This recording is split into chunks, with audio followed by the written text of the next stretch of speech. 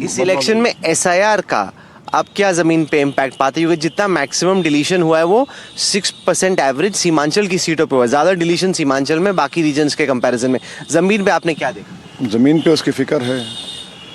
जो voter list में जाके हम चिट्स बांटना शुरू किए तो उसमें लोगों में बड़ा परेशानी है। कई लोगों के नाम कटे गए। हर बूथ पे कम से कम 50 से 100 जेन्यून वोटर्स के नाम काटे गए हैं।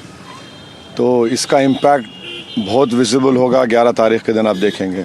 नहीं, पर कोई आया नहीं कंप्लेन करने के लिए। मैं वो चीफ इलेक्शन इलेक्टोरल ऑफिसर जो थे उनसे बात कर रहा था, उन्होंने कहा कोई आया ही नहीं शिकायत। हमारे पार्टी प्रेसिडेंट अख्तर अली मान इस केस में एक पार्टी हैं और हमने खुद 900 नाम, सबसे ज़्यादा जितने पटिशनर्स थे, जेन्यून नेम्स हमने दिए जो है यहाँ पर, जो जिंदा भी हैं, शिफ्टेड नहीं और डबल एंट्री नहीं हुए, क्योंकि इतना कम टाइम था। राहुल कंवल साहब, ये पूरा 95% रूरल एरियाज़ है और ये ह्यूमनली पॉसिबल नहीं है कि उतने कम टाइम में आप उस पंचायत में जाए। एक एक पंचायत में 12 से 13 वार्ड होते, इतने कहाँ जा सकेंगे हम। तो हमने एक कॉन्स्टिट्यूंसी को चूज़ किया हमारे स्टेट प्रेसिडेंट की, वहाँ पर तो ये निकला कम टाइम में।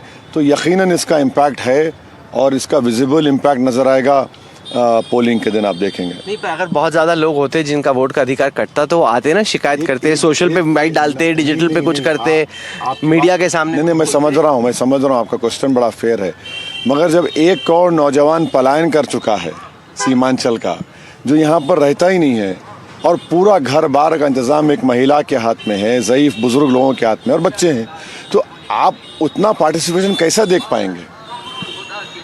पाएंगे? ये तो बहुत बड़ा, ये तो जेन्युइन क्राइसिस है यहाँ के लिए, तो जो पलायन का है। नहीं, पर डुप्लीकेशन कम होने से, जो लोग यहाँ पे नहीं हैं उनके नाम हटने से जो वोटिंग का परसेंटेज है वो भी बढ़ गया ना, क्योंकि जो लोग नहीं थे, जिनका नाम ऐसे ही था, जिससे वोट परसेंटेज कम लगता था, अब वो सडनली इंक्रीज हो गया। कैसा होगा जब आप जेन्युइन वोटर्स का नाम काट दिए हैं, तो कैसा पोलिंग परसेंटेज बढ़ेगा? अब जितने लोग आ रहे हैं, भारत के कोने कोने से आ रहे हैं, ट्रेन से आ रहे हैं, बसेस से आ रहे हैं, अब वो लोग क्या करेंगे? माने उनके लिए 1 महीने की तनख्वाह को खर्चा करके यहाँ पर आने के लगता है, तो उनका क्या हो, कैसा पोलिंग परसेंटेज बढ़ेगा जब जेन्युइन वोटर्स के नाम काट देंगे आप?